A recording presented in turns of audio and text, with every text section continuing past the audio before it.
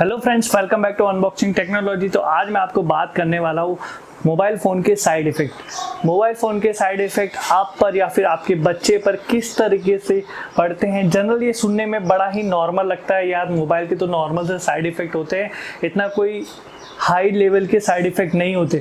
But friends, आज मैं बात करने वाला उन सारे साइड इफ़ेक्ट के बारे में जो आप रेगुलरली आपके साथ हो भी रहे हैं और आपको पता भी नहीं चला। तो चलिए दोस्तों, शुरू करते हैं अनबॉक्सिंग टेक्नोलॉजी में। तो फ्रेंड्स, मैंने एक लिस्ट बनाई है हमारे सेलफोन के साइड इफ़ेक्ट के बारे में। तो उसमें सबसे टॉप 1 पे अभी जो चल रहा है वो है टेक्स्ट क्लॉ। टेक्स्ट क्लॉ क्या होता है फ्रेंड्स? अगर आप सेलफोन यूज़ करते हो ज़्यादा से ज़्यादा, या फिर आप गेमिंग, आपके बच्चे खेलते हैं या फिर आप भी गेमिंग खेलते हो, तो जिस तरह से, या फिर आप व्हाट्सएप पे ज़्यादा से ज़्यादा यूज़ करते हो, या फिर कोई भी एप्लीकेशन चैट के रिलेटेड, या फिर फ़ोन जो आप यूज़ करते हो ज़्यादा से ज़्यादा जो टाइपिंग करते हो, उसमें हो जाती है प्रॉब्लम टेक्स्ट क्लॉ की। तो फ्रेंड्स, उसके बाद आता है हमारा विजन सिंड्रोम। विजन सिंड्रोम नाम सुन के आपको पता चल गया होगा कि विजन सिंड्रोम होता क्या है। विजन सिंड्रोम में आपकी विजुअल हो जाती है वो कम, और आपको आंखों में फ़र्क आ सकता है। अगर आप सेलफोन या लैपटॉप को ज़्यादा ज़्यादा यूज़ करते हो तो आप उसको अवॉइड कीजिए ताकि आपको विजन सिंड्रोम ना हो जाए। तो फ्रेंड्स, 3rd नंबर पे आता है हमारा नोमोफोबिया। नोमोफोबिया में क्या हो जाता है कि नो मोबाइल फ़ोन फियर हो जाता है। ये प्रैक्टिकल सुनने में आपको अजीब लग रहा होगा, यार नोमोफोबिया किसको हो सकता है, अगर सेलफोन चले जाए तो क्या होगा। फ्रेंड्स, अगर आपको इसको ट्राई करना है तो आप अपने घर में ट्राई कीजिए। आप 2 से 4 दिन फ़ोन अगर आप कहीं पे रख दीजिए, आपको सच में ऐसा लगेगा कि यार कुछ हो नहीं रहा है, टाइम पास नहीं हो रहा है, कुछ एक्टिविटी नहीं हो रही, आप बोर हो रहे हो, या फिर कुछ भी अकेला फील हो रहा है। बट आप सबको भी हो सकता है, तो इसका भी ध्यान रखिए कि अगर आपके पास से सेलफोन चले भी जाता है तो आपको फ़र्क नहीं पड़ना चाहिए, ताकि आपको नोमोफोबिया ना हो जाए।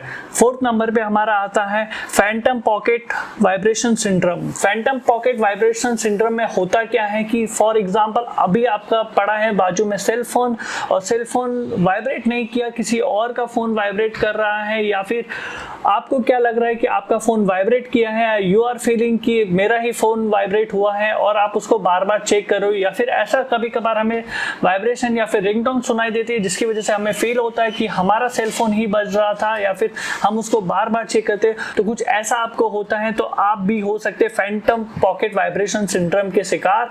5th नंबर पे हमारा आता है मोबाइल फोन हाइपरटेंशन। हाइपरटेंशन नाम सुनते ही आपको समझ गए होंगे कि यार हाइपरटेंशन तो हर किसी को होता है, ज़्यादा गुस्सा आ जाना, इट्स कॉमन हाइपरटेंशन, ये वगैरह। बट फ्रेंड्स, इसको भी सीरियस लेने की बहुत ज़्यादा ज़रूरत है।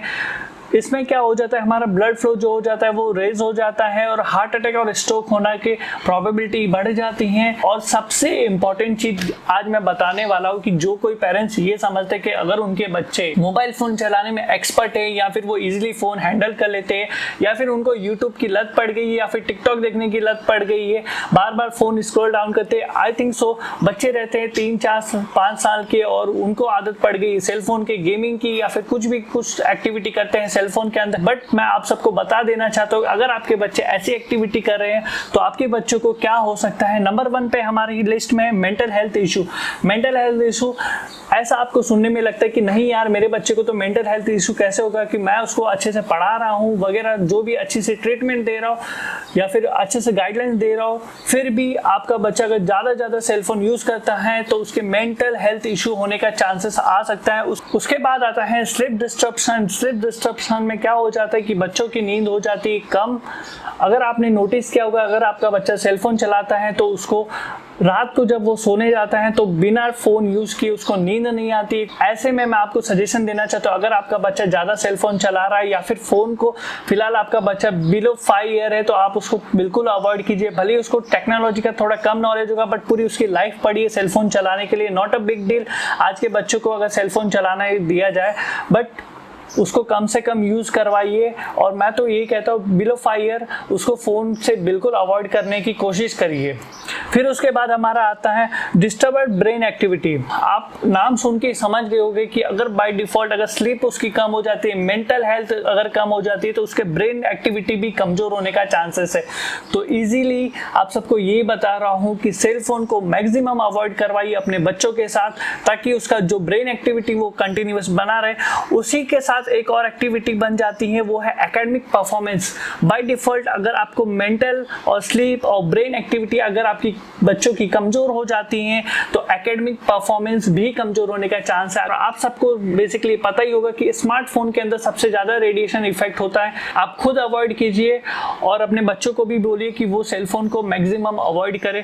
उसके 5th नंबर पे है जो बच्चों के साइड इफेक्ट है, वो फोन रेडिएशन इफेक्ट है। जैसे कि मैंने आपको बताया, फोन रेडिएशन इफेक्ट ये बच्चों के अलावा पेरेंट्स में भी बहुत होता है। तो आपको सेलफोन को मैक्स टू मैक्स दूर रखना है। और सबसे बड़ी चीज, अगर आप रात को सोने जाते हैं तो कम से कम 1 फुट या फिर हो सके तो 1 मीटर तक अपने सेलफोन को दूर रखिए ताकि आपकी स्लीप परफेक्टली आ पाए। नोटिस करिएगा कि अगर आपको हेडेक हो रहा है नेक्स्ट डे, आप 3 से 4 दिन सेलफोन को दूर रखिए अपने हेड से, जहां पर भी आप सोते हैं। आप फील करोगे रिलैक्सफुल नेक्स्ट मॉर्निंग में काफी ज्यादा। उन सब को अवॉइड करने के लिए फ्रेंड्स एक ही सजेशन है कि आप रहिए काफी एक्टिव। तो friends, thank you so much for watching this video. आप इस वीडियो को मैक्सिमम लोगों को वायरल कीजिए ताकि लोगों को जो भी साइड इफेक्ट होने के चांसेस रहते हैं उन सब से वो सब बच पाए।